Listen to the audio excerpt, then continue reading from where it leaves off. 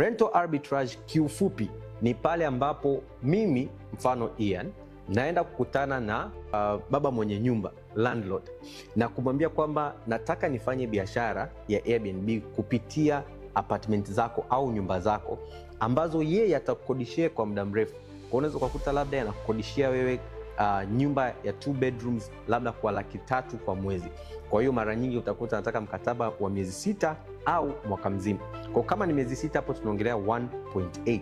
Ukimpa hela yake anafuraha na naona unafurahi. But then ukishachukua hiyo nyumba ambayo imekodishwa kwako kwa muda mrefu, wewe utaanza kuikodisha kwa muda mfupi. Lakini kumbuka hapa kuna full transparency na huyo landlord ya kwamba nitatumia hii nyumba kwa ajili ya biashara hii, ili pale utakapoanza kufanya hivi asije akaona hapa na pale labda wamekuja wazungu, siku nyingine wa Kenya, akadhani sijui unafanya biashara gani ya ajabu hapo. Then watakapoanza sasa kubook kwako kwa muda mfupi, wewe ndio unakuwa umeingia sasa kwenye biashara ya short term rentals.